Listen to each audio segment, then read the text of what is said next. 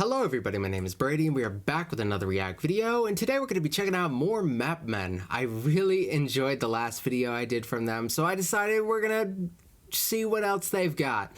This one I thought was really cool. Like the last one I picked because it was the most recent one. This one I picked because of the title, and I think it's going to be really cool. Why does Russia have the best maps of Britain? So, I know historically, sometimes whoever has the best maps can be a little bit surprising. I remember learning in my Atlantic history course that a lot of the best maps during periods where like the English and the Spanish are dominating the New World came from the Dutch. And the Dutch, their presence, like their physical presence, like occupying significant amounts of land, was relatively brief compared to the other colonial powers, but they really had a lot of printing, a lot of map stuff kind of locked down. So I'm very curious to why Russia has the best maps of Britain, I assume today. So let's see what they got. What have the Russians ever done for us? What, apart from vodka, Tchaikovsky, the periodic table, radiators, and winning World War II? Yes. Nothing. Wrong. This is the story of perhaps the greatest and secretest mapping exercise ever undertaken. Welcome to Map Men. We're the men. And here's the map. Map men, map men, map men. This is a map of the southeast of England. It's geographically recognisable, but the spelling seems a little, well, Polish. There's Istbon, Sorfend on Sje, Hedgesteins, Zylinem. Tanbrides Lels. Where did this hilarious map come from? It was made for the use of the Polish Air Force. All the notoriously hard-to-pronounce English place names have been transliterated, spelt phonetically so the Polish pilots can pronounce them as Britishly as possible. It's actually quite useful for doing the opposite of what it was meant for, teaching English speakers how to spell in Polish. My Polish is better already. Dobre zbronie. Yes. It dates back to the Cold War, at a time when both sides were preparing for it to suddenly get hot. This famously involved America and Russia massing enough nuclear warheads to destroy the entire world many times over, which at the time was considered a perfectly reasonable use of taxpayer money. But it less involved the Soviet production of thousands of maps that, to this day, very few people know very little about, with even more people knowing even less. These were part of an enormous military mapping exercise begun by Stalin and continued by a series of other, less famous but probably nicer, Russian leaders throughout the Cold War. Because they're Soviet-made, you might expect these maps to be somehow laughably defective, like the ones we discussed in an episode about Soviet maps that left enormous blank spaces for places they wanted people to forget about. Don't watch it now, watch it later. But this I mean, like, yeah, there are propaganda elements there, but like, from this, I haven't seen that video, but from the sound of that seems more like a design choice than a defect. Like, the flaw is like part of what they're trying to do. So like, I don't know if that it would indicate that they're bad map makers. I don't know how they are as map makers. Lies their true map-making brilliance, because as we're about to see, they were actually scarily good at it. Here's a British-made OS map of Pembroke Dock from 1953, with a conspicuous lack of detail in this flying boat base, which, by the way, should surely be called a swimming plane base. Definitely. But the secret Soviet map of the same area from 1950 has far more detail, including buildings, dockyards, and an entire pier that the OS left out. Even American military maps were out-accurated by the Russians. Here's the USGS version of Hanscom Field Air Force Base, and here's the Soviet version from the same time. And in a far too easy game of spot the difference, the American map doesn't show the security fence, doesn't show this runway extension, and doesn't show this runway at all. So how did the Russians do it? In 1962, the Soviets got an automatic map contemporizing plugin, the Zenit satellite program. This meant they could easily spot American runway extensions from the safety of the Earth's orbit. But a space bird's eye view doesn't tell the whole story. So satellites have like totally changed how we have approached mapping. So yeah, like that naturally makes sense. Especially since they had the first access to space. So there's nothing at all really surprising about that. And why they would want to keep an eye on Britain is not at all surprise, really. I think you'd want to keep an eye on them as well.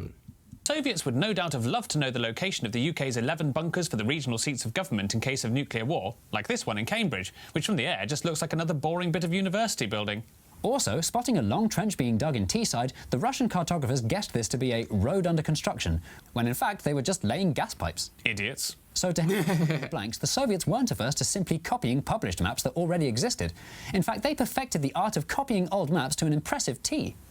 Their 1990 map of Bradford includes exact spot heights that feature on 3 different editions of OS maps from 1982, 1938 and 1909. So either the Russians just happened to survey the heights of the exact same spots, or more likely they showed a flagrant disregard for British copyright law.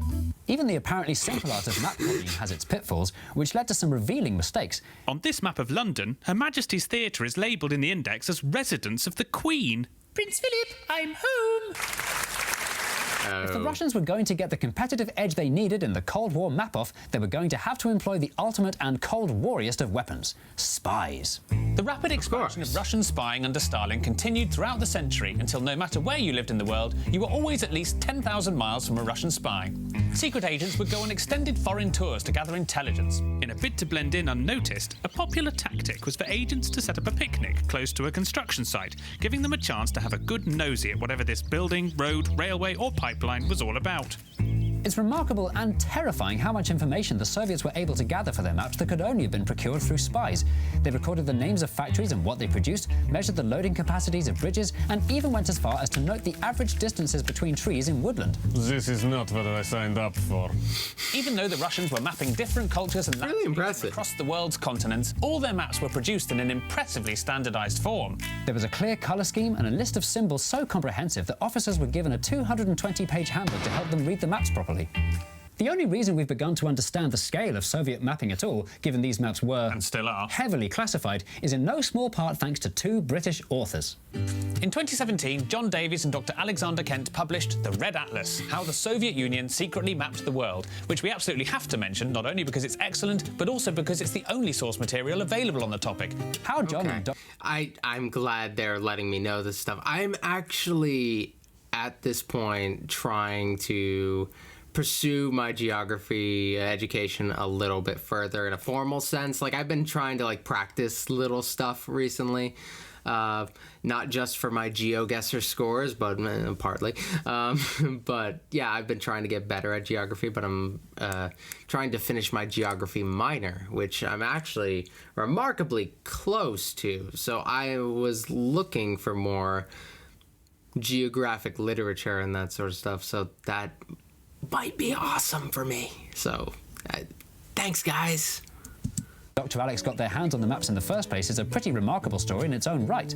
After the Cold War became more of a lukewarm peace, ex-Soviet officers were ordered to ship classified material back to Moscow or have it destroyed, including thousands of secret maps. Opportunistic map dealers spotted a chance to pick up some illicit cartography, making them available to the West for the first time. It was only when John and Dr. Alex went travelling around map shops of Eastern Europe that anybody discovered the scale of what the Soviets had achieved. Thanks to their colossal cartographic collecting, we now know how the Soviets made their incredibly detailed maps. But the scarier thing to think about is why? Looking at all of these maps together reveals something fascinating. They don't suggest a superpower preparing to blow the world to smithereens. Instead, the attention to detail suggests they wanted to leave it unnuked and merely invade and own this territory. An invasion that would have included their Polish allies, which explains our funny phonetic Polish map. On the one hand, it's a chilling foreboding of a gruesome invasion that thankfully never took place. When in the little bit of Russian history that I have studied for the sake of very specific classes that I probably wouldn't have studied if I didn't have those classes, from that I've seen an obsession with data from the state, that's kind of undisputable that they were obsessed with data. I don't know if all of it was 100% practical in any immediate future, but they seem to have an abundance of it, and it's a shame because we never really I don't know when exactly we'll fully be able to appreciate the true depth of the data they collected. I don't know how long it'll take till we have our hands on everything, but there's probably so much more. On the other, it's nice to know that if the Polish troops had invaded, they'd have at least been thoughtful enough not to pronounce it Frome. Today, the threat of conflict between East and West is within satisfactory levels, but Russian spying is nonetheless still very much a thing. There could be a Russian spy hiding in your computer right now. It's heavily rumoured that Jay is in fact a Kremlin Twitter bot. Koshmar! Thankfully, the Soviet maps were never used for their intended purpose of invading the baddies, or as we in England call them, the goodies. But that doesn't mean they haven't been used at all. When the US invaded Afghanistan in 2001, it was Soviet maps they turned to for help, as they included far more detail than their own versions, including, for example, the different times of year that various mountain roads were passable. The maps were also widely used by big oil companies as they explored new areas for drilling across Africa and Asia.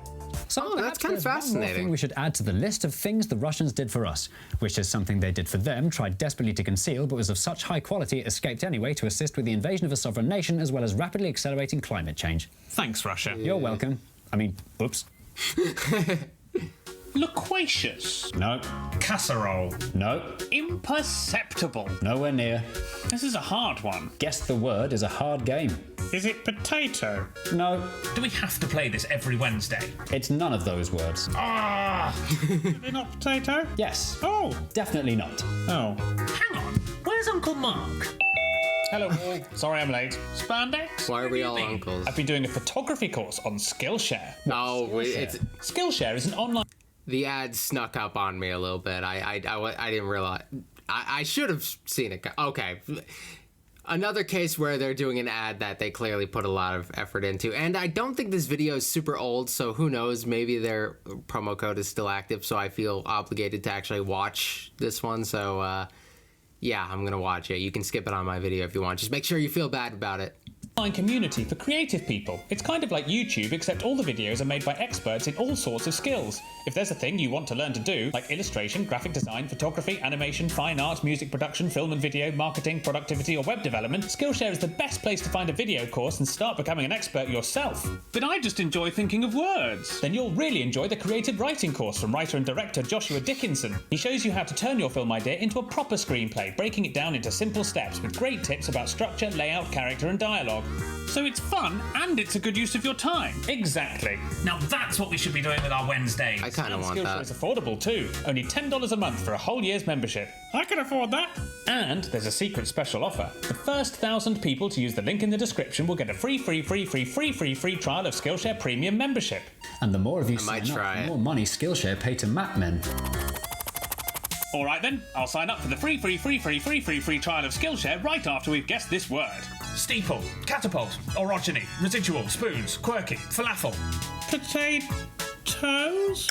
Uncle Yeah. Colin wins. Congratulations, Uncle Colin. Same time next week, everyone. No. That was pretty funny.